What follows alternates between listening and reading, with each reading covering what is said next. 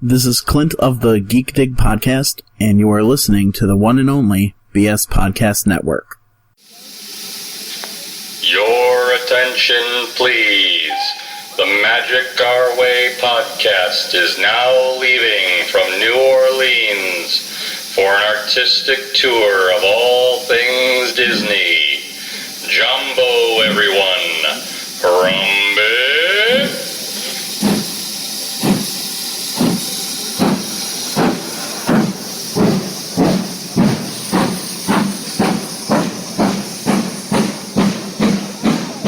Hi, Mr. Anonymous here, and you are listening to the Magic Our Way podcast. Magic Our Way takes an artistic view of all things Disney related. Join your hosts Kevin and Danny, Marvel expert and proprietor of ivorycomics.com, Eli, and your personal earmarked travel agent. You've got a friend in Lee Lastavica. Come join the MOW Weekend Nation on social media and at magicourway.com. Jumbo, everyone! Harambe! And welcome to another edition of the Magic Our Way podcast.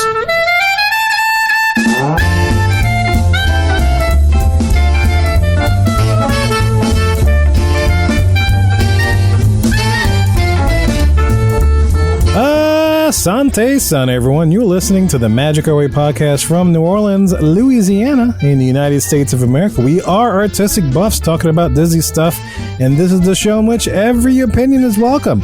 MagicOurWay.com is where you can find us. My name is Kevin. And I am Danny. And on this show, we follow the Disney concept of edutainment, where we focus on your entertainment, and along the way, you just might learn a thing or two. Hey. And as always, to join in our discussion, we have, number one, our resident comic genius from ivorycomics.com, Mr. Eli Ivory. How you doing, E? Oh, man, I'm doing good as best as I can. And how you guys doing out there? Doing great, man. Word. That's doing beautifully. It's good. Looking good forward to seeing y'all again in the near future. Yeah, definitely missing you guys. We'll get there, man. We'll get there. One day, man. Don't make me start crying out here so early, man. So if Eli's number one, then that must make this next guy number two? Yep. Goes to the bathroom for number two. It is our resident travel agent for Magical Moments Vacations, the Shaggy TA, Lee Lastavica. How you doing, Lee? I'm doing good, man. I'm at the point in this quarantine where I broke down and bought a kiddie pool. So that tells you where I'm at right now. You're at the kiddie pool level. That's awesome. Yes. But there ain't no kids in the pool. It's just me. Get y'all ass out. I'm in the pool. Get y'all out the pool. Daddy in the pool right now. I bought this pool. How often you got to refill that thing, man? Like daily, because... Every 3.5 inches. That beer just soaks everything up, right? I'm working on my tan lines. Yeah. I got to be ready when they open up Jamaica. You know what I'm saying? Oh, that's true. Yeah. So now that you listeners have that image in your mind, let me tell you about what we're going to talk about today's show. We are continuing. I know we said we were going to end it last episode, but we had so much information. I wanted to split it. We wanted to split into two. Yeah. So this is the second, and definitely for real this time. The real. We promise. This is the final. We promise. Cross our heart, hope to die. Stick a needle in my eye. Yes. Or a thigh, or whatever you want to stick it in.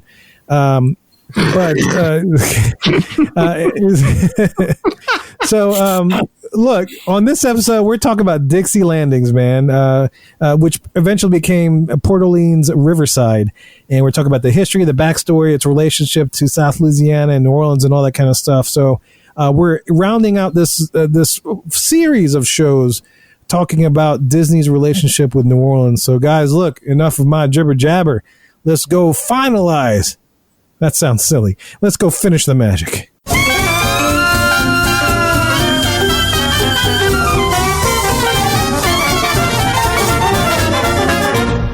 So let's now take a steamboat and let's head up the Sassagoula River and let's head into the town of Dixie Landings. All right. Dixie. Sounds good. Sounds and good. The funny thing about this resort is I stayed there only once, a long time ago, probably when I was just maybe like 95, somewhere in there. I can't remember the exact year. You were a wee little Kevin. I know. I was a wee little Kevin college kid. too drunk and stupid to realize what it was at. But I vaguely remember this place, but I did remember enjoying my time there. So Dixie Landings, I'm looking forward to hearing this story because it was a lot of fun to research. Kevin, which side did you stay at? Because there's two separate sides of the Dixie Landings. Yeah, I was on the plantation sides. I don't remember the exact building, but I remember the when I walked up to my building, it looked exactly like a plantation, and so that stood out to me in my head. So I knew I was on the plantation side for sure. You were on the rich side. Yeah, I was on the bougie side. Yeah, actually, and talking about Dixie Landings, there's actually two sides. And actually, kind of like you, Kevin, I stayed there kind of in the mid-'90s, and there's another side of the resort called the Alligator Bayou, and we're going to get into the backstory in a minute. But I never really thought about it as like a rich side versus kind of a poor side, if you kind of think about it. Yeah. You have these big, giant mansions, in Magnolia Bend, and then you have this Alligator Bayou, which has these rustic, weathered lodges. So that just popped in my head. It's kind of interesting. Definitely, yeah. Yeah, because it covers because the whole thing with the Port Orleans and Dixie Landing is like a trip up river, right? They base it upon the stretch of river, the Mississippi between New Orleans and Natchez, Mississippi, and all that. So they're covering a lot of different areas of South Louisiana. I mean, you got the downtown New Orleans, you've got the plantations right there along the river as you're headed towards Baton Rouge, and you also have a lot of Cajun country, or Acadiana, as it was known back then, where you have a totally different type of architecture because it was a totally different type of people too. That's exactly right. Yeah. Yeah, very much rural. So one thing about the resort is it's a very large resort. That was I had an issue with it when I was staying. It takes forever to pretty much walk from the main lobby and the bus area to kind of get to your room. But it's 1,024 guest rooms, so it's a big resort. So let's kind of jump into the backstory and kind of the history. It's kind of very elaborate, and once again, kind of did Cliff Notes, and we can kind of elaborate where we want to. Much like the Port Orleans backstory, which was told in the Sassagoula Sentinel, the Dixie Landings story was told in the Sassagoula Times. So they had their own separate newspapers at the time. That's awesome, yeah, and that makes sense because that would have happened in real life here. As you go upriver. And the funny thing about the expanse of Dixie Landings matches to what happened, right? Port Orleans, you got the French Quarter, everything's tight knit, it's downtown. As you get further upriver, then the land starts to get bigger. Plantations are traditionally large amounts of lands, which they used to grow like sugarcane and stuff. And you get into Cajun country, and there's all different kind of expanses of land. So that kind of fits the theme of what they were going for there, for sure. Mm-hmm. That totally makes sense. So basically, like Danny said, the backstory was told in the Sassagoula Times newspaper, which was given out to guests when it opened. And then over time, this history kind of got lost. But it's a very fascinating backstory. So Dixie Landings was founded by two brothers from Port Orleans. Now, these two brothers lived in Port Orleans, but they wanted to get away from the hustle and bustle of the city. So apparently Port Orleans was a little bit too busy for them. So they kind of went upriver and kind of wanted to kind of, settle down and kind of be in a little more quiet area. So there was two brothers, Colonel J.C. Peace and his brother Everett. J.C. Pennies. J.C. Pretty much. That was his cousin. That was his cousin. Yeah. He opened a mall. His third cousin Sears. Yeah, bro. Montgomery Wards. His best friend Sabaro opened a pizza joint. His best friend Sabaro. That's right. And his other cousin, Colonel Troutman, used to come over there and eat all the time. It was a good time. Good time. Speaking of eating.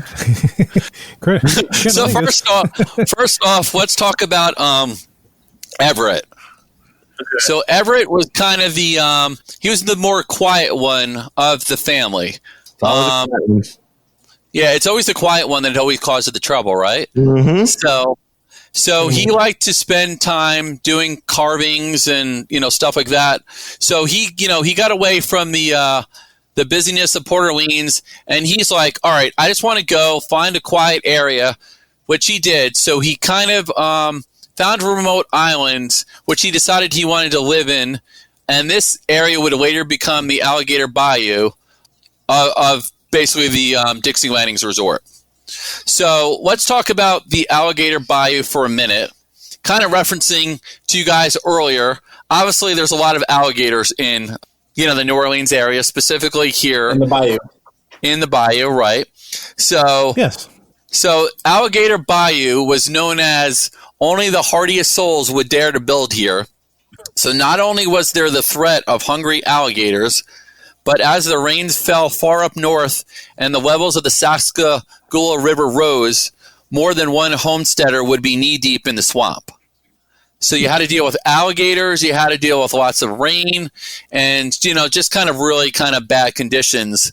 So these settlers who decided to live here would build their homes kind of, and probably similar to kind of how New Orleans is they would build them kind of a little bit more higher off the ground, specifically 1.5 feet. So if it did rain, the river kind of wouldn't kind of flood their house, and they wouldn't have to worry about the alligators as well.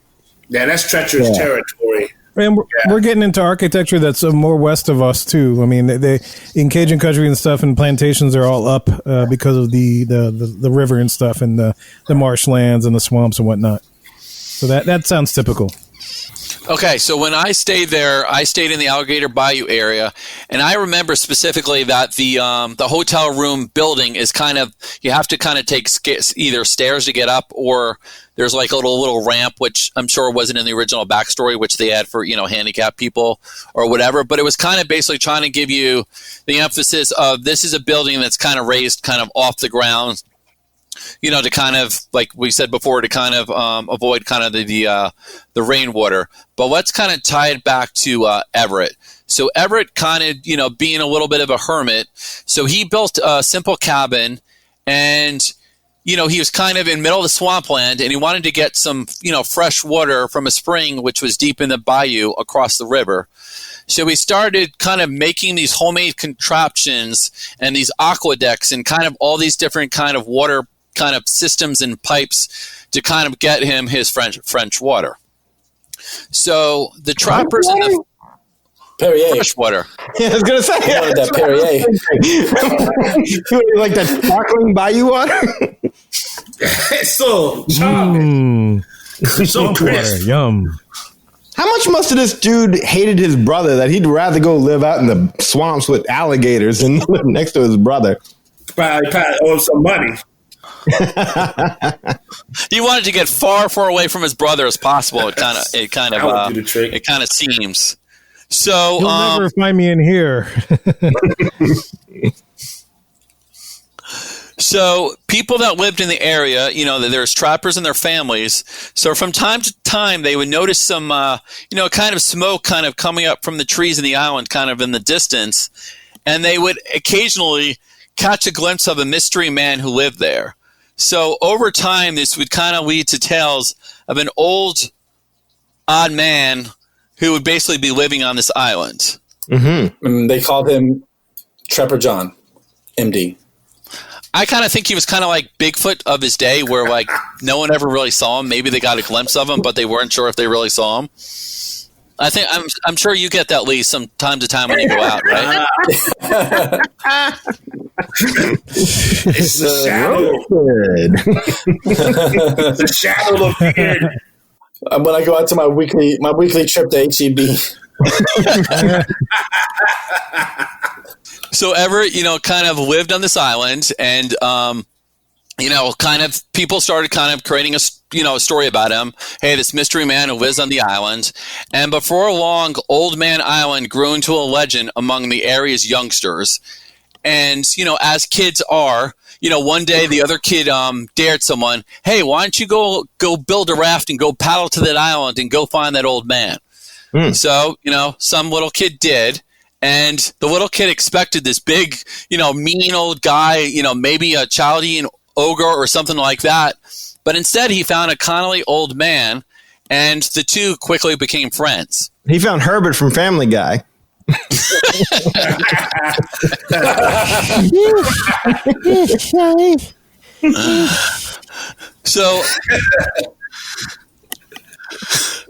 So word got out about the old man on the island and how friendly he was. And, of course, other kids started kind of visiting this old man on the island. So you can imagine Everett's like, I just want to live here quietly all by myself, and all these kids are now starting to visit me. I don't know. He's into the kids. It's just the adults he doesn't like so much. Again, it's a Michael Jackson thing going here. Right. So, Everett kind of like was he liked to kind of do these little wood carvings. So he started taking his woodwork talents and he constructed all kinds of playthings for the children. He built like ramps and ropes and slides and swings and ladders and all this kind of stuff on his island. And eventually there was one section of Old Man Island which became a playland like no one has ever seen before. So hence the Old Man Island area is basically a reference to the pool area over at the Dixie Landings. So if you kind of think about it, if you guys ever been there, it's a lot of these kind of like water kind of, water pipes and all this kind of play areas for the kids. And that's kind of in reference to what Everett built for the children on his island. Yes, and as time went on and neighbors moved into Old Man Island, Everett had to go door to door knocking and introduce himself. He had to show his card. He said, "Look, I just had ropes and swings." That's all. I'm not giving them candy. I promise. But yeah, no, that area sounds really, really cool. And there's like a fishing hole over there too, right, Keith? Yeah, actually, it's one of the only areas where you can kind of fish with like a cane pole. So it's kind of like not like a real fishing pole. It's kind of like basically like a long wooden stick, and you could spend like $9 and kind of do a catch and release kind of in that area. Kind of going back to the old kind of. I kind of think of like Tom Sawyer, kind of like an old fishing hole. In addition to the aqueduct system, though, that brought the water, which helped convert Old Man Island to a swimming pool, they took Everett's cabin, and that is supposed to be what was converted into the Muddy Rivers Pool Bar, where guests can stop by and grab a drink. So they made use of everything in this backstory there. That's where the pool bar came in to play. Everett used to live there. It's Everett's cabin.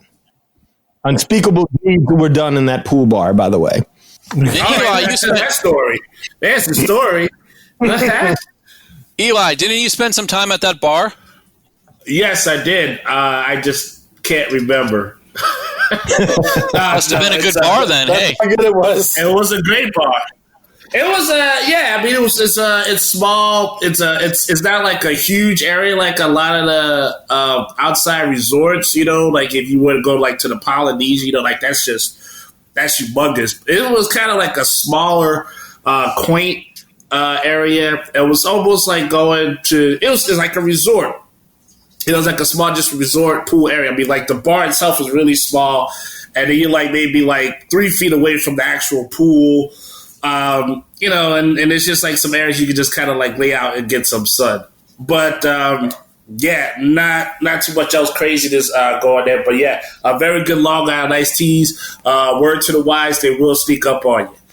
All right. So let's talk about Everett's brother, the Colonel. Colonel J.C. Peace. Mustard. What? Colonel Popcorn Colonel. In the cabin in the woods with a gator. Yeah. With the fishing hole. In the fishing hole. All right, Colonel J.C. Penney, what do you do? So Everett was kind of the shy one of the family. Well, the Colonel was basically the complete opposite. So, the Colonel was kind of, he definitely yearned for recognition and acceptance from his classmates, parents, neighbors, and most of all from his brother. So the way he got the name the Colonel is one evening he grabbed his dad's old army uniform and he started parading around the house acting every bit like the military officer.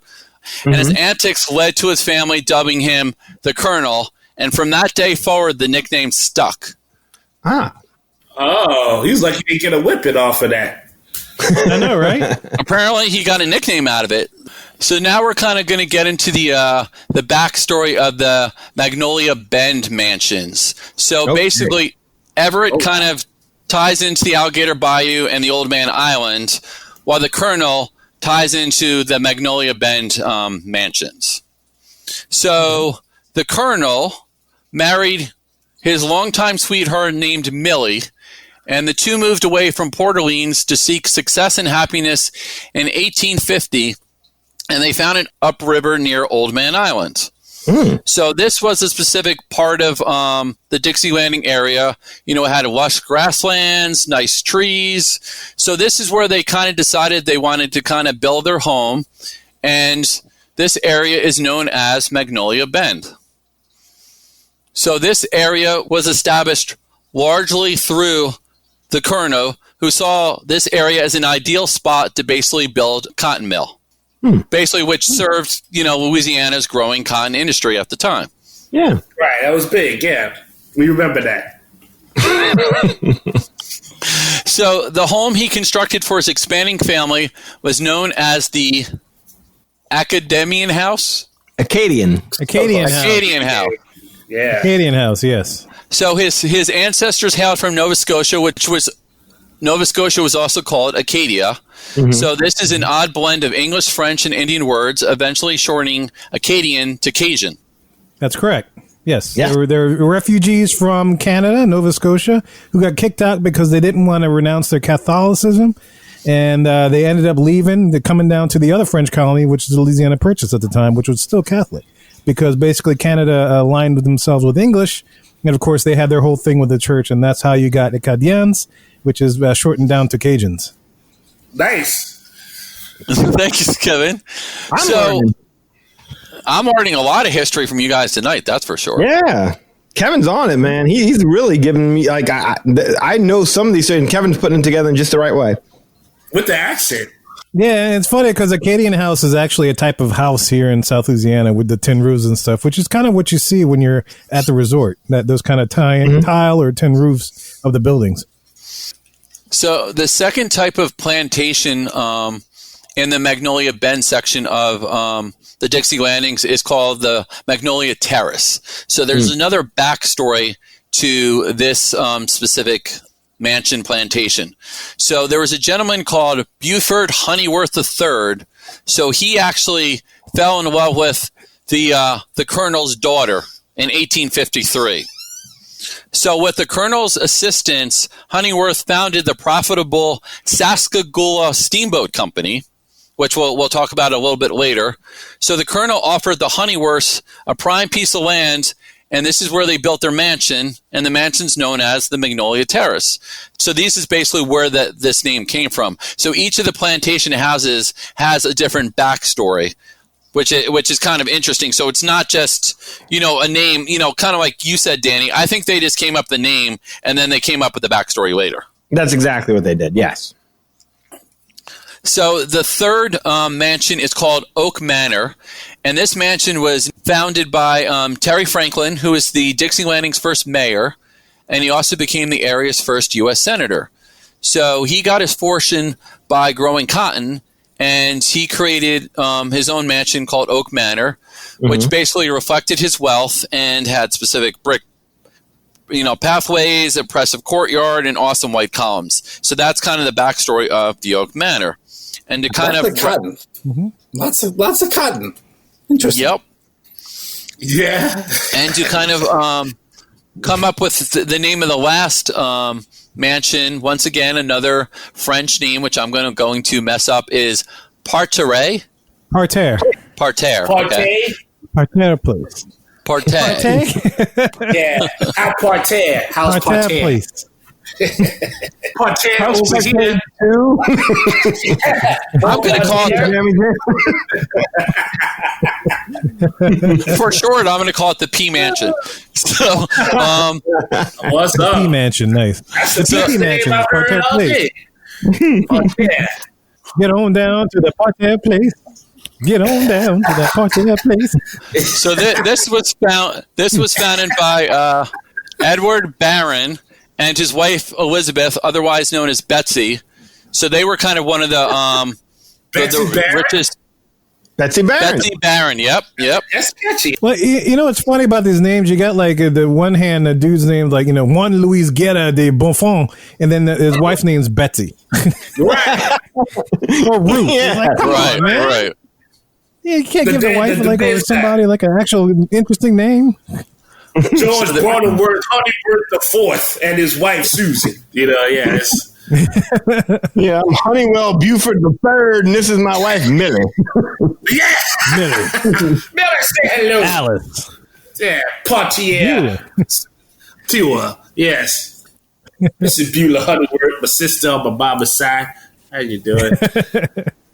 So they were the ones that founded the last mansion, and that's kind of the Magnolia Bend side and kind of the backstories of all four of the southern mansions that are in that area of the Dixie Landings. Nice. Now, is some of the areas of that land bigger than others since one cat pretty much owned it and everybody kind of came in and married into his family to extract pieces from him, or they just all expanded their own land once they got a start? Does the story kind of jump into that, or? Well, the story kind of it looks like, based on the story, that each of the couples that I mentioned kind of own their own land. You gotta look at it like this, Eli. This isn't a novel. You know, they don't really get into how the lives intersect and the genealogies combine.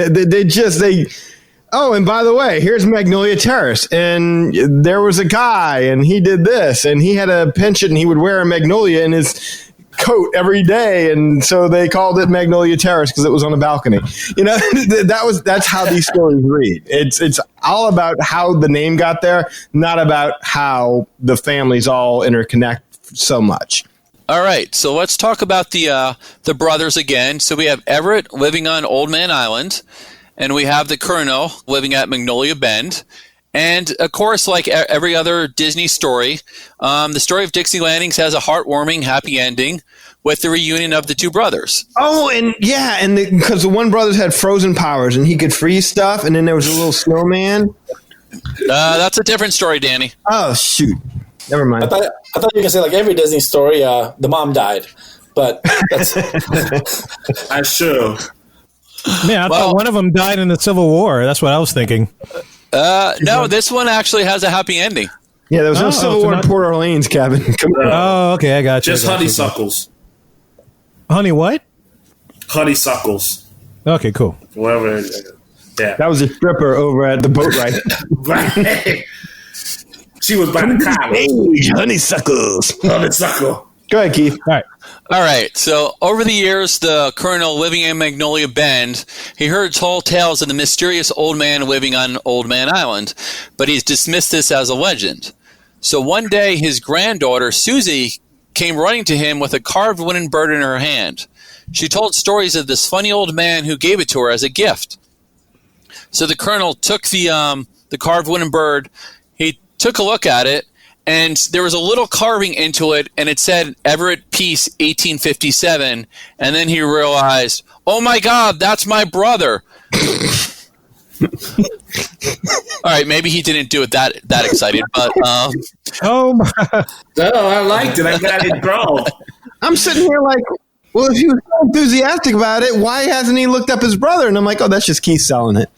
you figure after all this time he would kind of be like, well, we kind of settled into this area together, like where did my brother go, you know? Yeah. He never really sought him out over all this time. Oh, Millie, did we send a Christmas card to my brother? Haven't heard from him in a spell. Doesn't he live at the other end of the yard? That's what he's doing. Maybe he was afraid of those alligators in Alligator Bayou. I don't know. Yeah. Well, his brother did go through extraordinary lengths to get away from him. So, yeah, that's a good point. Yeah. So once he saw the carved wooden bird, so he headed over to Old Man Island, and lo and behold, he found his brother, and, he was happy, and they, caught up and hugs and all that fun stuff. And then the Colonel asked Everett to come across the river and come live with him in Magnolia Bend. So Everett smiled but politely refused, and he had no desire to leave the island that has so long been his home, and of course the Colonel understood. So the Colonel returned many nights to the island where the two would sit near a campfire and talk about what was and what the future might hold in store. Aww. And that's the happy ending story of the two brothers that found in Dixie Landings. Nice. I like it. Two brothers. So there's a couple other buildings in the Dixie Landing area that have their own little backstory. So let's kind of talk about those for a little bit. But not only does Disney tell backstories about buildings, but they also tell backstories about bridges. So there's three specific, actually four specific bridges, which kind of have their own little backstory. So there's one bridge which is the Dixie Landings Bridge, which basically connects the docks to Old Man Island. So that was opened in 1883 because it was too dangerous to row across the river in like a canoe or a riverboat because of the alligators. Makes sense. So over time, there was other bridges. Alligator Bayou Bridge opened in 1883. The Arcadian Bridge opened in 1884. And the Oak Manor Bridge opened in 1888, which made travel between the respective points of Magnolia Bend and Alligator Bayou less troublesome, as well as providing children safe access across the island to play with Everett. So there's a little backstory of the bridges that are on the Dixie Landing property. You forgot Todd Bridges. Todd Bridges. That's the facts of life. So let's talk about a retired Army officer, General George Fulton. He settled into the Dixie Landing area with his wife, Amelia, and they opened up Fulton's General Store in 1855. Mm-hmm. So they basically, it was a general store stocking the best necessities, and their slogan was, "No frills at Fulton." So apparently, over time, Amelia took over the operation and kind of made the store a little more fancy by adding linens and laces, perfumes, toiletry. Basically, she put a woman's touch in the store. And as the store became more profitable, Amelia began selling refreshments to the gentlemen wheeling, dealing, and merandering just outside the store. So in 1857, the store became so popular that they built a second building called the Cotton Co-op, which was built that allowed the general to share fanciful tales of his glory days as folks got a bit of rest and relaxation and a tasty bite to eat and a cold drink. So that's kind of basically the backstory of General Fulton's General Store, which is basically the gift shop. Yes. Huh.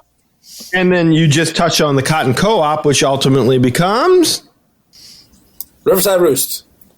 Very good, Lee. Thank you. I worked real hard on that. Travel agent. Yeah. Good job, Lee. Yeehaw, Bob. Yeah, they had to get rid of anything that had to do with cotton by in and around what was it, 2013? Yeah, we'll get to that in. I mean, I have nothing to say on the cotton part, but yeah, I was going to say, like, I'm sure that had to be kind of weird after a certain point in American history. Yeah. Yeah, we'll talk about that in a second. I just want to give two more really quick backstories. Sure. And then we'll talk about basically the Dixie Landing changing names and other kind of interesting things. Okay. So in 1877, there was another gentleman named Henry Lee Marlin, and he had a boat building shop, and he moved it to Dixie Landings, and he built a boatwright shop, and boatwright stands for a builder of boats, and its walls were adorned with tools of trade, and hanging from the rafters was Louisiana Lugger, one of the most famous flat-bottom boats that were in that area. So Henry Lee Martin created the boatwright shop, which would eventually become Boatwright's Restaurant, and that's kind of where, if you look in the restaurant at the top of the restaurant, there's kind of like the heel of kind of a riverboat. Heel, yeah. So that's kind of the backstory of the restaurant. Yeah, it was kind of like a shipbuilding yard, like a wooden shipbuilding yard, and all around was tools of the trade, and then they had that boat hung up above. And if memory serves, didn't they have like a boat ramp that, like they had these faux doors where they had a boat ramp where once the boats were completed, they could launch it down. I mean, it didn't work because it was just all for show, because that's how Disney does things. But that's the detail that they put into it, because the shipyard would, of course, need to be able to launch its newly built boats into the river. So, really incredible detail was put into that. Yeah, and then with that boat, keel, it's supposed to be based upon the types of boats that would traverse the Mississippi, the flat bottom boats at the time. So, yeah, there's a lot of a thought that went in behind that piece of detail there. And flat bottom boats make the rock and roll go round. I don't know if you knew that, Kev. Yeah. Oh, I did. Boy, do I. Man, all over it. Rock on.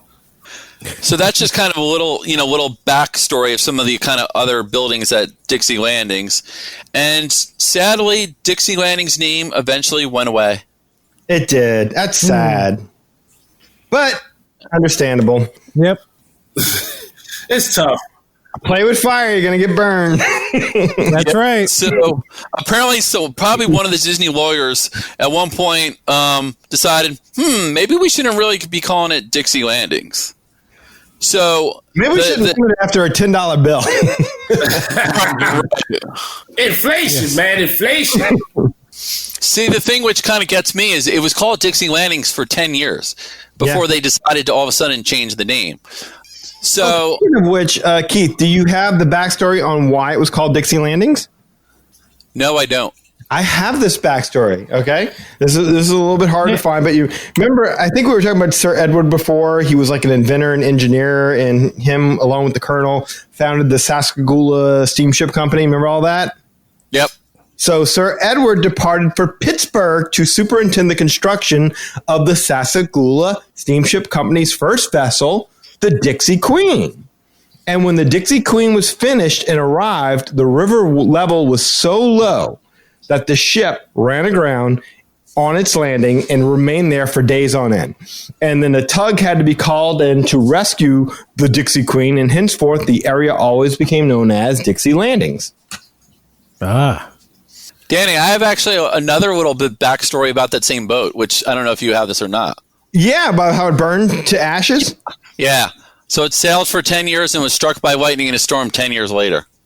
And the half remaining boat was pulled from the water, and it was purchased by Monsignor Henry Lee Marlin, who we just talked about earlier, who basically built the boatwright shop. That's not Monsignor, that's Monsieur. Monsieur. Monsieur. He was clergy. Forgive me, Monsignor, for I have sinned.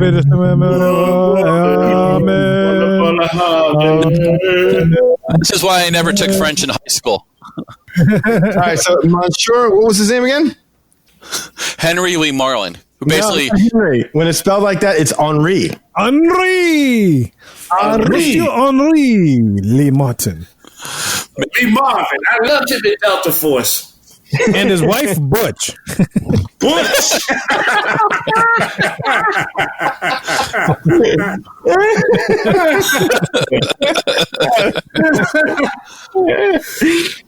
Billy's cousin on the mama side, yeah. That's right. Twice removed.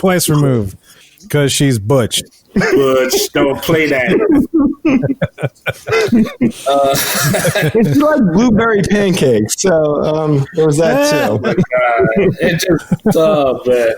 Butch. I like all right, it. so go ahead. Yeah, no, I'm sorry, Keith. No, I was interrupting you, and again, us Southerners, we just messing around. But Monsieur Henri Le Marin, he recycled the timbers of the Dixie Queen to build a home for his relocated company, the Boatwright Shop. So that's where part of the Boatwright Shop came from, was from the Dixie Queen, right? Yep, exactly. So, like I said, like we were talking about before, Dixie Landings existed with the name for 10 years. And then in the spring of 2001, beginning in March of that year, all of a sudden signage around the resorts began to change, eliminating all traces of the Dixie Landings name. Yep. Yep. That definitely happened.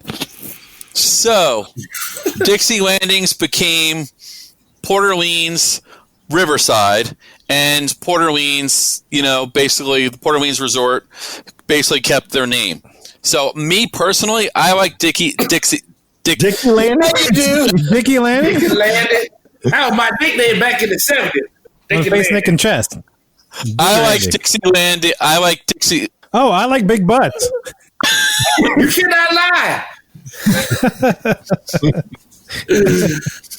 I like Dixie Landings better than Riverside. I don't know what you guys think.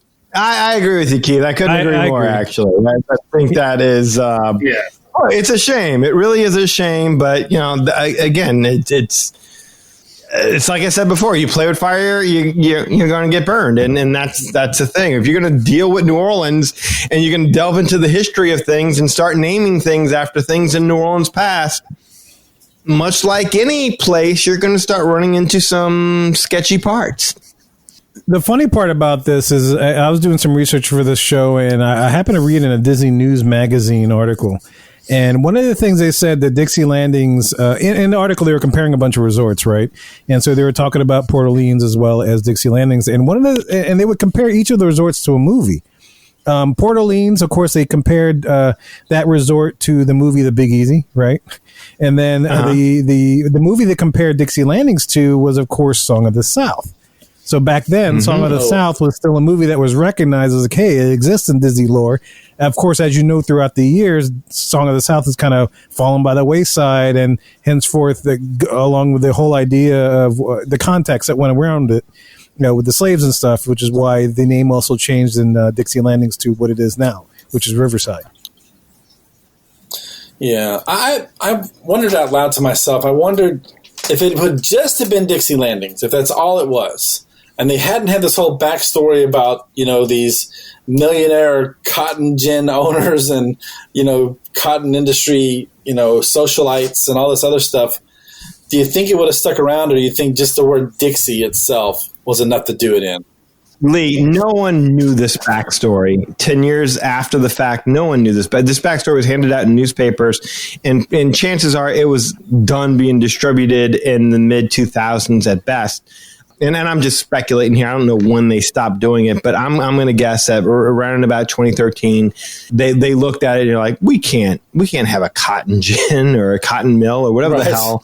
Yeah, I think that's exactly what it was, Lee. I think they just they looked at it. I don't think this backstory meant nothing. Like I said, I think this backstory was pieced together by buildings that were already named, and they came up with a very elaborate and well thought out backstory to help explain how everything came to be, and it made for an entertaining read in the newspaper. But beyond that, yeah, there was nothing else to it. No one knew this backstory. It was just the names. Yeah, Lee, it's just like they changed the name from Colonel Cotton Mill to the Riverside Mill to get rid of all kind of connotation with that. Yeah, absolutely. I get that. I'm just like, I wanted, in my mind, I'm like, if Disney said, okay, we're going to defend this, like, it's just Dixie. It's nothing. There's nothing wrong with Dixie. And then someone else would go, but wait a minute. You're handing out newspapers with cotton mills and, all this other stuff. So, I wondered if the two would have not coexisted, if the thing would have survived. Well, you're making pretend that Disney defends things. They don't. True that. That's true. Somebody complains, they're like, "Is it really cost us anything to change a name?" I mean, we just lose the backstory, but we don't care about that. I mean, we don't even know it. So when those decisions are made higher up, it's like, what does it cost to change the name just so we don't offend 13 people? And all it costs us is a couple bucks on signage. I think that's exactly what happened. And it's unfortunate because as we move through these, and you've seen it, Lee, because prior to Keith taking over your job and doing the resort back histories, you saw how these back histories were put together. And as time has gone by, it's all been stripped away because as things change and names change, I mean, that's what happens. Yeah, and history gets lost. And so, I'm glad we can kind of reflect upon it. And I'm glad there's a site out there. We should probably plug this site because I'm sure every one of us pulled a bit of information off of it. Kev, do you happen to have that handy? Or Keith, do you have PortOrleans.org? Yep, that's it. Yep, PortOrleans.org, yep. Yeah, if you want to really delve into some of this stuff, go to PortOrleans.org. It is a phenomenal source for all the back. They saved everything. They really did. And to this day, that was one of the first questions I asked Keith when we were talking about having him on the show, because he's got a backlog of resort newspapers and stuff like that. And I was asking him if he had anything from the Caribbean beach, because I'd love to know what that backstory was. Actually, Danny, I do, but it doesn't. It might have been once they stopped printing the backstory. And I think it was dated 89 and opened in 88 or maybe 1991, and there was no reference to any backstory. Oh, wow. Get out of here. Yeah, I'll send you a picture of it. Yep. Yeah, please do, because Jim Corcus did make reference that there was a backstory that has been lost to time since then. So what you're saying is that, when this thing was first published, because that would have been right around the time when it opened, not too long after it, right? Yeah. I could be wrong on the date, but I'll send you a picture, yeah. Yeah, please do. Please do. Yeah, no, absolutely. It really is. It's a magnificent story that they pieced together. And like I said, it does my heart good to know that they did this, that they would build something and they would name these things. They would come up with these names because it kind of gives you a little bit of a look behind the scenes where they would go through and they were like, let's name it this because that would be cool. Let's come up with this and that would look nice and everything like that. And then once it's all said and done, then they find somebody out there and they say, hey, you, go look at everything we just did and figure out a way to make this all make sense. I like that. There's something comforting about that. I don't know. Is it just me? Like, they have an overall idea of what the story was. Don't get me wrong. I'm not saying it's Disney. Yeah, there's a story behind it, and it was kind of like what we did with Dixie Landings just now. It made sense. Okay, you had the French Quarter section, then you move further downriver. You have the plantations, you have the Cajun country, all stuff like that. All that made sense. But in order to make all these different names of gift shops and bars and clubs and pools make sense, there was somebody whose job it was to just go around, have a couple of drinks, smoke a little something, and just try and figure out how to make this hodgepodge make sense in terms of names. And this is just a brilliant job. I'd love to know who did it. Danny, we have to thank for it, though, is Michael Eisner. So he always loved a backstory to specific items. And I think over time, as CEOs changed, the backstory was like, why do we need a backstory? We just need to ride the people watched in IP that people already know. So there goes your backstories. I've actually started reading the Bob Iger biography because, I've had this thing with Iger where I just don't want to read it. And can I tell you, as I've started reading it, he is very, very, very complimentary to Michael Eisner. He really does not get into a single thing that he believes like when it comes to stuff that he believes Michael Eisner does wrong, he's like, I'm not even going to touch that. I'm not even going to cover it. Let's just move past that. But I will say this. Everything that was written in Disney War, a lot of that was wrong. He defends Michael Eisner in a lot of the decisions and kind of gives some context to a lot of the discussion where a lot of people were like, yeah, Michael Eisner let that company go off the egg. I've always had tremendous respect for Michael Eisner. I did. And I know that's probably going to piss some people off, but I mean, I I enjoyed his time there. Yeah, there were some bad moments there, but there was a lot of good too. And you take the good with the bad. I mean, hell, he did a freaking TV show where he'd come on and just talk to the U.S. family that was listening on Sunday evenings, for the Disney Sunday evening program, whatever they were doing, interact with Mickey on his desk, all kind of stuff. He did that, kind of like what Wally used to do back in the day. And that's what I grew up with. And I thought that was totally cool. I didn't realize all this other seedy underbelly story that was happening. But no, I grew up with Eisner and I didn't mind him at all, especially for the stuff that he's done. Dude was a huge risk taker until Euro Disney, and when he had his first real failure, it obviously affected him, and it affected his judgment to an extent.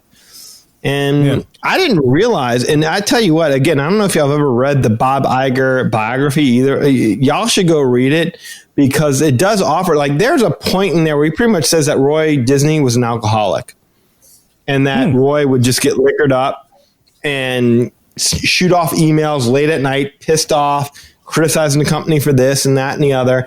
And it really, I mean, he took such pains to not say anything negative about Michael Eisner, but Roy Disney, he kind of threw him under the bus big time. Wow. And he defended it by saying that his own kids have kind of outed him as being somewhat of an alcoholic. I don't remember hearing it until reading the book, but anyway, that's neither here nor there. It's just to say, there's an appreciation because this was during the Michael Eisner era where everything had to have a story.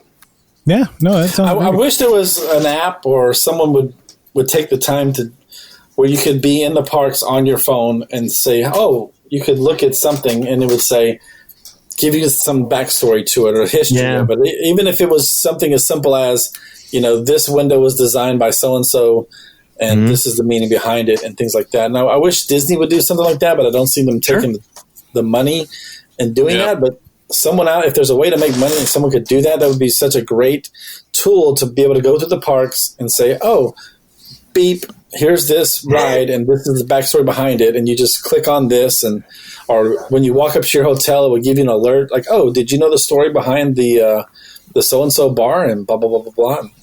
It's just something great to have on your person at the time you're there and give you a little more appreciation of the parks and what you're experiencing. And Lee, if I could say, that is copyright of Magic Our Way LLC as of May 3rd, 2020 at 8:20 p.m. So if anybody's listening, just want to let you guys know that, okay? It's under copyright as of right now. But that is really a good point, because that's what happens when you go to the museum, that they give you the little headsets and you walk through. Like when I went to Dealey Plaza where JFK was shot, it'd be like you would be walking along and you're going through the 6th floor museum, and it's like, okay, if you want to learn more about, what's called the book depository and how it came to be, or if you want to learn more about, Lee Harvey Oswald's activities, and you would just click buttons and you would learn these different things, and that would be kind of cool. Yeah, if you want to learn about why Dixie Landings was called Dixie Landings, and why Port Orleans, where you could just do that, not just in the parks, but at your own resort. The problem is kind of like we've discussed already, that they've retconned so many points of Disney history to where the whole entire story, the cohesive story, makes no sense. It's like once you do away with 2 or 3 parts of it, or in the case of Dixie Landings, you do away with half of it, I mean, what do you do? Like, how do you make that story make sense? That's the real part. A whole new backstory, basically. Like, and then that's the thing. Like, what else can it be based on? There's nothing. There was no other industry in the South at that time, so it had to be cotton.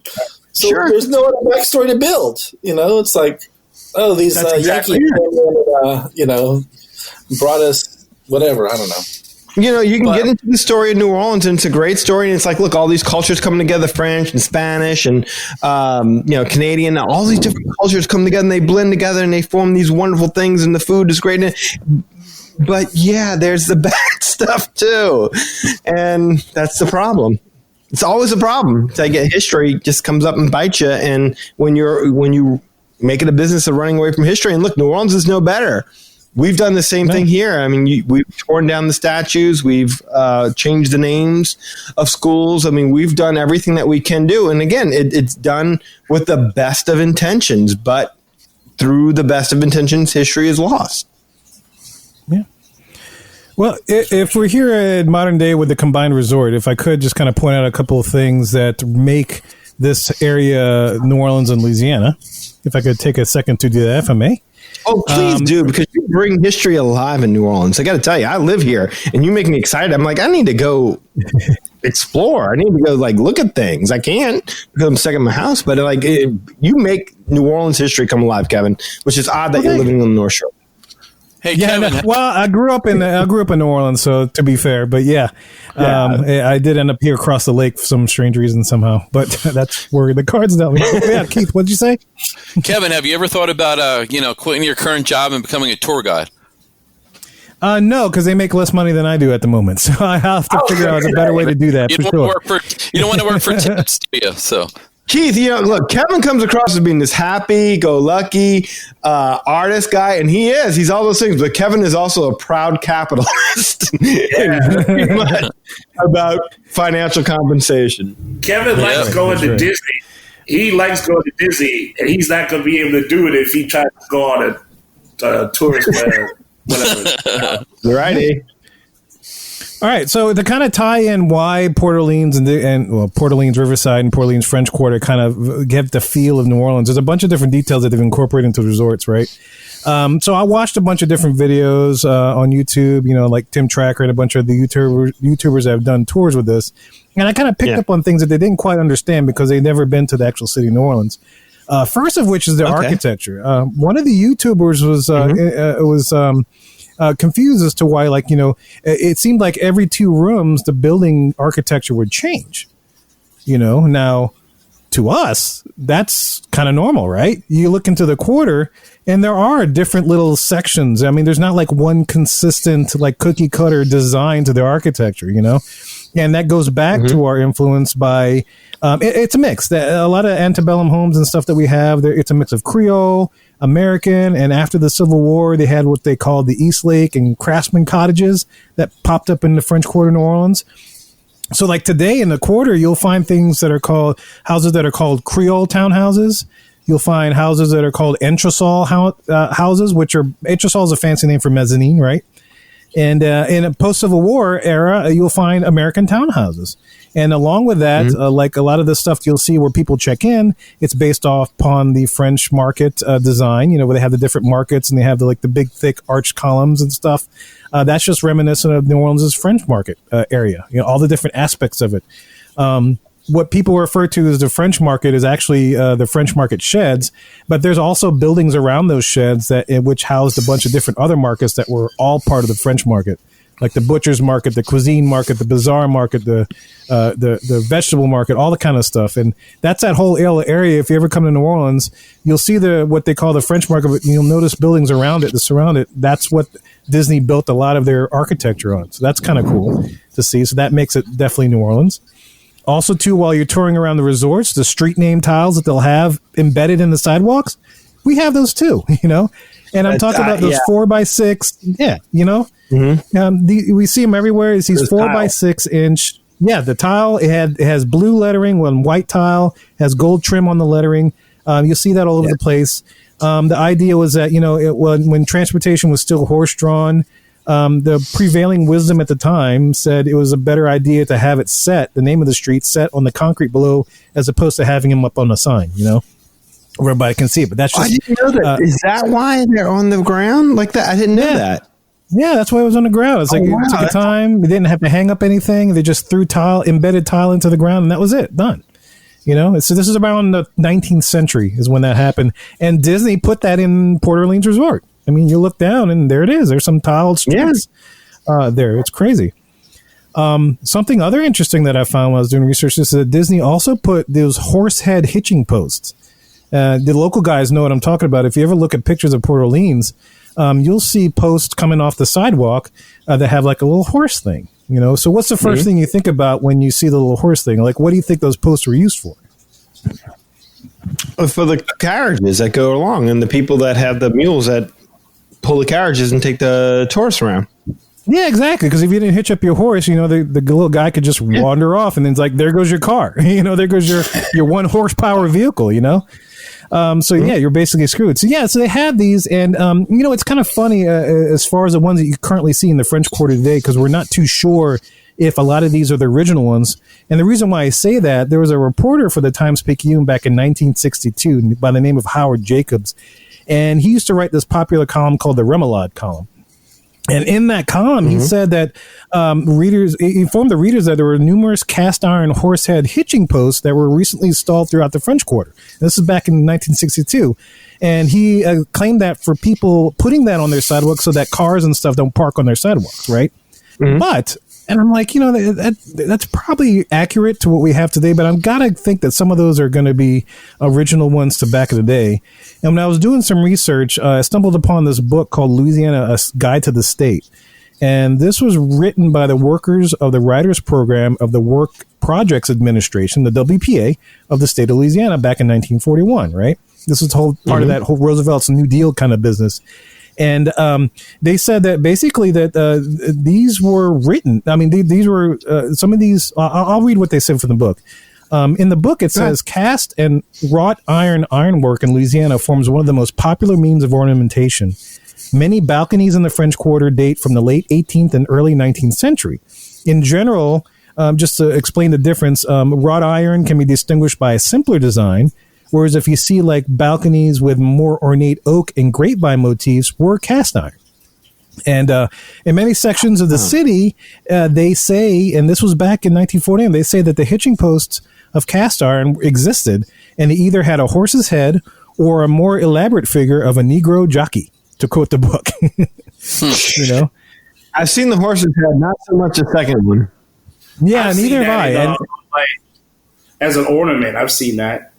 The Negro jockey one or the horse head? The Negro jockey. Well, on lawns, on lawns, but not in the quarter, huh? No, mostly I see like either it's like the ball post or either it's the horse, but I got to think that maybe and maybe the Negro jockey one was just taken down. Well, I think Eli's talking about, you'll see that occasionally, and still to this day in some lesser places, you'll see that on some people's lawn, the jockey.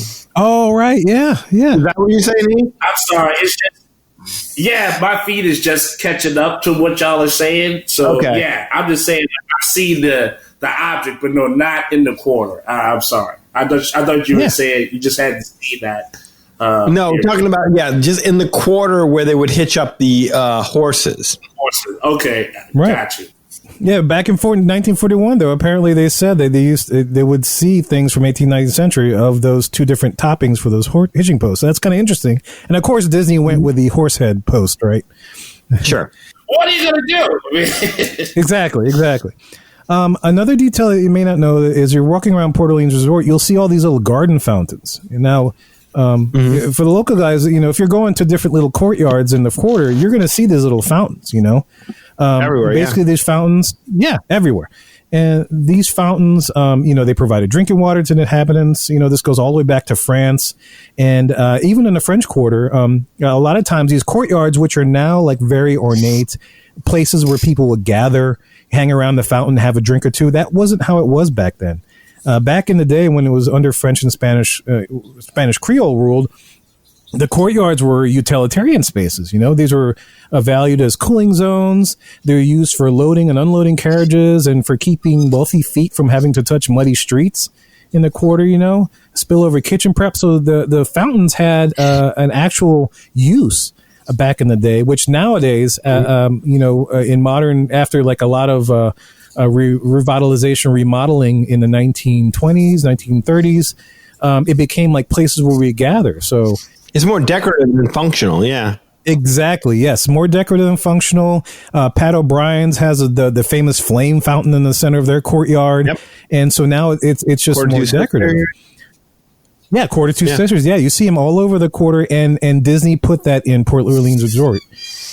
Just to kind of go along with that, the gardens that you see in Dixie Landings, like with the plantations, as well as some of the gardens that you may see, the landscaping that you may see in French Quarter, they're all based upon this. And Keith had talked about the parterre place. So parterre place is actually a type of garden, and it's all over New Orleans landscape. Long story short, basically their garden, which is composed of beds laid out in a geometric, mostly symmetrical pattern, and they're separated by paths and edged with low clipped hedge. And in the middle of that usually is some kind of like a fountain. We're there. So interesting that they call that one a building parterre place, because parterre is actually a garden you'll kind of see all around the New Orleans area. So that's actually kind of cool. We talked about the homes and stuff, and we talked about Acadian homes and stuff, but a couple of things I want to point out with the names in Port Orleans as well as Riverside. The street names that you have there, you have Jazz Alley. Of course, you know why they call it Jazz Alley. Pontchartrain Way. Yeah. Why do they call it Pontchartrain Way? What's that from? Lake Pontchartrain. That's right, Lake Pontchartrain. That's the lake that I crossed to get home every day when I used to go to work, commute to work. They have clever names called Rue de Blues. So that's kind of funny. Rue de Blues. Rue being French for road. I live on a street called Rue Coquille, so it's Coquille Road. They have another rue called Rue de Bega, right? They have Cafe au Lait Way. Of course, we know what is Cafe au Lait, guys. Coffee with milk. Coffee with hot milk. That's exactly right. Half and half. And they have this other street called Grand Detour. So, they got clever with their streets, but they do have some ties back to New Orleans and Louisiana, right? And one of the ones that they talked about was Cakewalk. They have actually a Cakewalk Street. If you're not familiar with a cakewalk is, a cakewalk was a pre-Civil War dance originally performed by slaves on plantation grounds. The way you used to dance this dance is that they would dance it in a way to make fun of their uppity slave owners. And so they would prance around with their noses up in the air and high kicks and everything else. But the thing is, the funny part is the slaves will get the owners to judge their contests, because whoever won the cakewalk won the cake. There's an actual cake. So that goes with the saying, takes the cake, or, getting the cakewalk kind of thing. But yeah, they would get the slave owners to judge their competitions, not knowing that the slaves were actually making fun of them right in front of their face. So I thought that was a kind of a cool story. Those are brave ass slaves too. Yeah, you're right. Yeah, you're right, man. They say, wait, what are you doing? And still to this day, they do cakewalks, like at children's fairs and stuff like that, where the kids will walk around in the circle and everything like that, and they'll pull in the winner they win the cakewalk. So cakewalk is still that's what I was going to say. Yeah, but they've that's how I knew it. Yes, yeah, they've kind of whitewash the story. Yes, exactly. Yeah, where things come from, though, huh? Yes, exactly. Oh exactly. man. So a couple of things I want to point out. I can't remember if this is the check-in area, or I don't know if it's a check-in area or whatever else. But if you look up, they have like names, like rivers, like and this is in Riverside. This is like French Quarter, Gretna, Chalmette, Port Eads, St. Louis, all along the upper sea. What you're talking about. You know what I'm talking about? I think it was in the old check-in area for Dixie Landings. Does anybody know what those towns are? Well, it was the port of calls, wasn't it? It was like because the interior of it was supposed to be reminiscent of a steamboat, right? Mm-hmm. That is exactly correct. And these port of calls extend all the way from New Orleans, Louisiana, all the way straight up to Missouri, all the way into Illinois, being the furthest port of call that they have on that part, which is Cairo, Illinois, all along the Mississippi. So I thought that was very, very interesting. Gretna, Chalmette, we know those are from Louisiana. French Quarter, of course, is a definite stop. Yeah. Natchez was in there. Yeah, Natchez was on that. All that kind of stuff. And lastly, I want to point out was just some of the food things. When I was researching the food, I found that it didn't seem like they incorporated a lot of the foods typical from Louisiana, except for maybe in boat rights. They had a bunch of those. But a couple of things I wanted to point out that I thought was interesting is the number one. Check this out: the Beignet Cheeseburger. What do you think the Beignet Cheeseburger is? I know, right? Super authentic. Sounds painful. That's on the stage. Yes, very, very. It sounds very, very painful. So they had that. They got their gumbos, they got their jambalaya, shrimp and grits. One thing I noticed that was kind of funny to me is they offered, and this is the Sassagoula Floatworks and Food Factory. They have the Bayou Lasagna pastiche. I have no idea what makes it Bayou based on the description. Basically the description is baked layers of stracciatella. Tony, that's probably what it is. Exactly what it is. They threw some slap your mama on there too. They gave it extra nasty. Yeah. Right. Yeah. And then Kevin, you have the Bayou pizza and the Bayou chicken nuggets as well, right? I know, that's adorable. Yeah. Yeah. Yeah. Be eaten by yourself. So yeah, just throw in some New Orleans name and you can make any food. New Orleans. You're right. Exactly. Is there a Bayou Big Mac? Because I would try that. That's right now. probably what it is. Yeah, Bayou Big Mac. Yeah, instead of Thousand Island dressing, you have remoulade sauce. Remoulade sauce. Yeah, that's right. That's awesome. God, I would eat that actually. Now that I think about it, I'm probably. No, I think it just invented a burger. Ixnay, hold up. Yeah. Copyright Magic Our Way LLC or Danny Lawless 20,000. Whatever 20,000. Whatever. Yeah, something like that. Where it's copyrighted, don't copy it. But look, so something Keith brought up, the cheesesteak. They have a Creole cheesesteak po' boy. Huh. Let that sink in for a second. A Creole cheesesteak po' boy. Sounds delicious. It sounds great. We have a po' boy. Philadelphia has cheesesteaks. I've never seen the two combined, but although I would try it. I can only think it's a cheesesteak sandwich in Philadelphia on French bread. That's about the only thing that can make it a po' boy. Yep. Po' boy has to be on French bread, right? And of course, a couple other things they have. They have their beignets. They have pecan pralines. I thought that was kind of cool. They offer that. They offer king cake. And if you want something warm to drink with a dessert, because every New Orleanian you have to have coffee with your dessert. You got chicory coffee and cafe au lait, but they're from Joffrey's, so I thought that was kind of funny. Exactly. It's like they couldn't have gotten like Community or somebody like that from New Orleans to get it right. They're using Joffrey's or whatever. I don't know. That douche went into it. Right.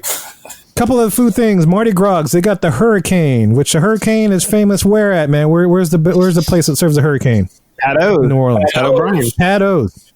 Very, very famous drink. Muddy Rivers, I thought they had something funny. Aside from the Long Island iced tea, they got the Nola Cola, which I thought was cute. That's cute. For just explain to the listeners that may not know, what is NOLA, guys? What is NOLA? New Orleans, Louisiana. New Orleans, Louisiana. Should you take those abbreviation, and that's where they get NOLA Cola from, Going out to the Riverside Mill, they have a hoagie on their menu. Now, do we have hoagies here in New Orleans? No. Louisiana? No. Keith, where do they have hoagies? Exactly right. Yep. Exactly right. In Philly, they have hoagies, but not in South Louisiana. To be fair, Kevin, we do have Jersey Mike's. This is Do you really? Wow, that's funny. Yeah. You got to go to they made it down here. but you found a Jersey Mike.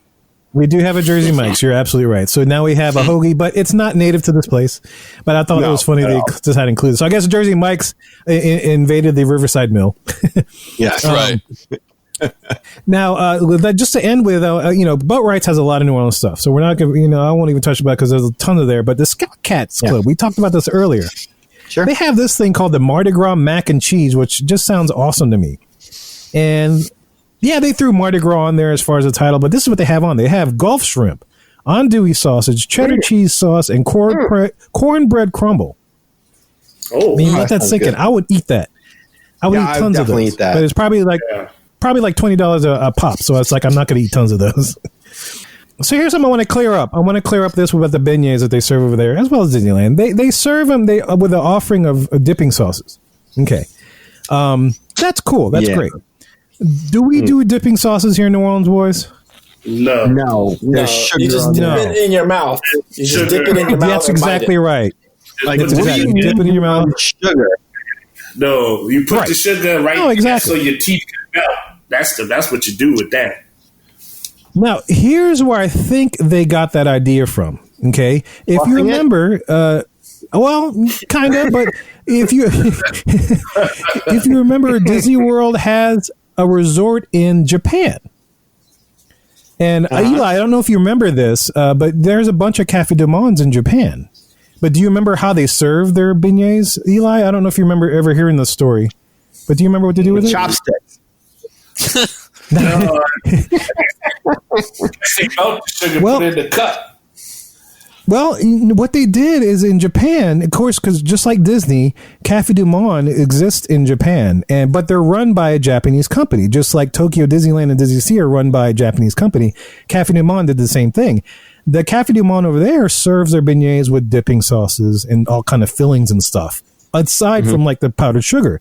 So I can't help but think that's where they got their idea for serving their beignets this way, is when they have their parks in Tokyo Disneyland doing the same thing. You know what I mean?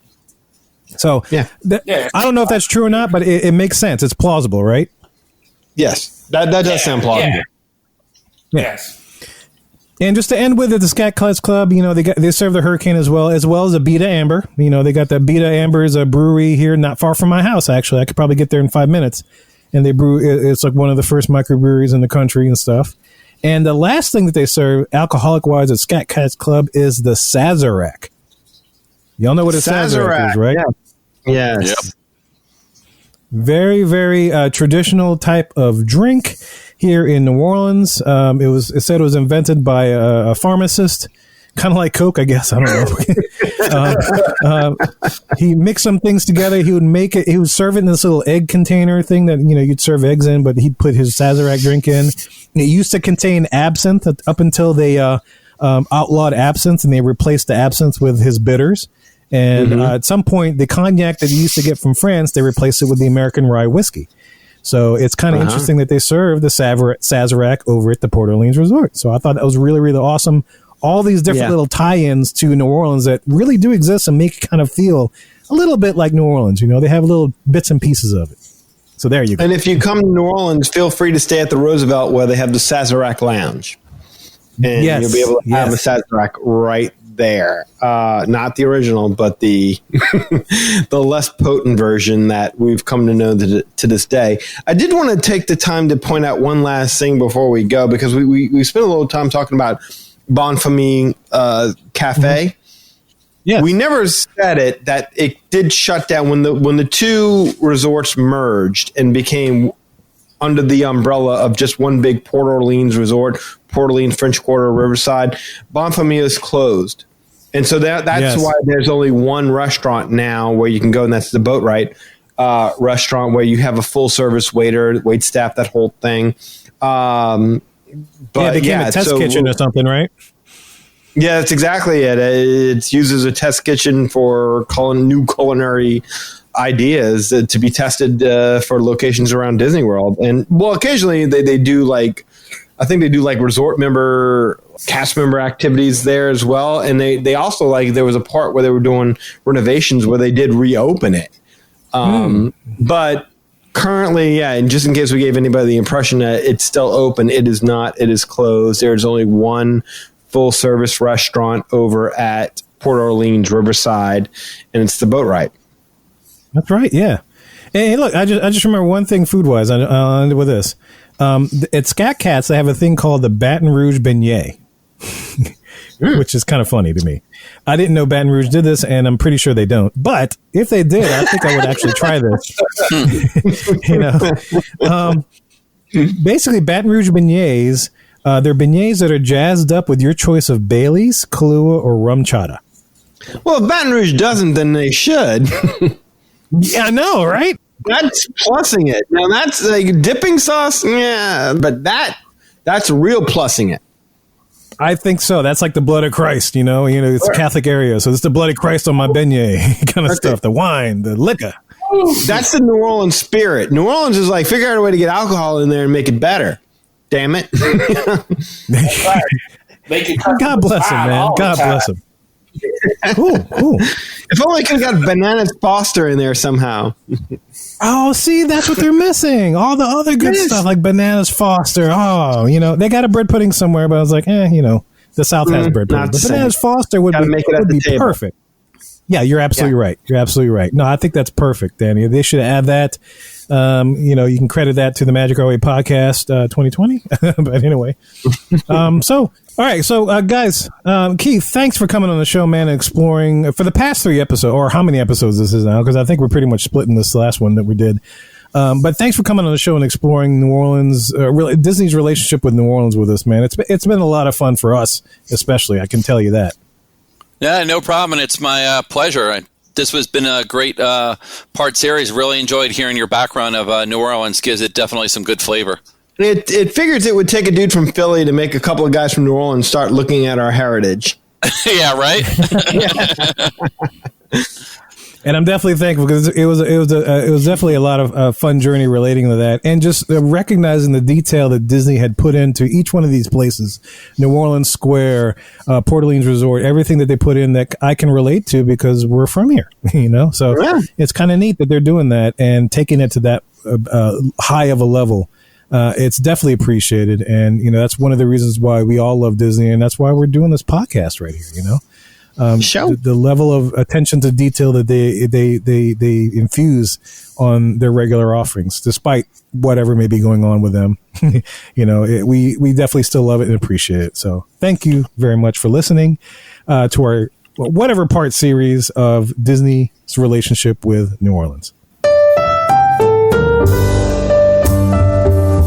Well, guys, we hoped you enjoyed that discussion about Dixie Landings, as well as our entire series about Disney's relationship with New Orleans. If you want to learn more about us, a New Orleans-based podcast, magicourway.com is the way to go. You'll find our social media, past episodes, and more. You can also get in touch with us to share your opinion. Shoot us an email at show@magicourway.com. Leave us a voicemail via our SpeakPipe widget, or you can call or send us a text message at 1-815-MOWEEKEND. That's 1-815-MOWEEKEND. 669-4226. And of course, we got a couple guys do things outside the podcast. First off, we got Eli does things for comics. Eli, tell them what you got going on, sir. Okay, I'm just trying to claw in while I'm still doing the drawing, so you can see that artwork out there on the Ivy Comics website. You can check out Project Geisha, Savages, and the Molly Be Damned. Of course, there's blogs and posts and a link to this podcast so you never miss an episode. So go ahead and check out the Ivory Comics website. Facebook, you can find me there. Eli H. Ivory, always looking to meet new people as long as they're real people and not a bot. Thank you. Appreciate that. You can also check out the Facebook page for Project Geisha, as well as looking at me on Instagram. I'm always posting up hearts and likes and small comments here and there. I follow a couple of you guys on there. So you can find me there at EIV504. And, of course, on Twitter, I can be found at Hancock10166. So if you appreciate the madness, you're just bringing me the gladness. Thank you very much. Eli, can I ask you a question? Like, in this age of social distancing, do you think you might be able to find it in your heart to just open up a little bit to bots? Like just maybe a little bit, like maybe let a couple of bots through that might be looking to give you some love. I tried. Look, don't get me wrong. That came about one time because I did show some love to the bot, and the next thing I know, get a bot. I got a virus, right? People were like, right? Be like, hey, dude, because it would be like a picture of some lady, and she'd be in this nice dress, and be like, hi. It's nice to meet you. Like, oh, okay. But I never paid attention. Like, she didn't have no pictures or nothing. And then, somebody wrote me and be like, dude, why did you send me that? I'm like, what you talking about? And then, next thing you know, I was infecting people. So I'm trying not to get the technical version of chlamydia. So that's why I can't take the bots on the more. They banned from me. No, I'm sorry to hear that, man. Me too. It's a hard lesson to learn. I love the bots from Paul. And look, another hard lesson is booking a vacation right now, and you can do that with Lee. Lee, tell them how to do this. Give me a call at 832-431-1621. That's 832-Monsignor. 832-MNSINOR. Email me at lee@magicourway.com. Check out the Facebook page at facebook.com/LostIfYouCouldTravel. Instagram, you can find me at You Got a Friend in Lee Travel. If you do any of that, we'll get you hooked up and booked up with no. Hasafika! And if you want to support the show as a whole, you can do so through the following ways. You can buy some beignets right there on our homepage. You can buy some clothing from our shop. Don't forget to support the guys over the BS Podcast Network, who we are a member of. And also, the easiest way to support us is to leave a rating and a review on Apple Podcasts or wherever you download the show, whether it is Stitcher, Blu-ray, Google Play Music, etc. And finally, if you want to have a place in which you can freely speak your Disney mind without fear of retribution, join us in the Mohican Pleasure Island 33 Facebook group. There you will have the chance to interact with all the famous Mohicans, as well as Danny, Eli, Lee, and yours truly. And we thank you always for taking the time out of your day to listen to us and making us a part of your Disney fan life. We appreciate you and love hearing from our listeners. All opinions are always welcome on the Magic Our Way podcast, so get in touch with us today. So Mohicans, ladies and gentlemen, we say Kwaharini. My name is Kevin. And I'm Danny. Magic out.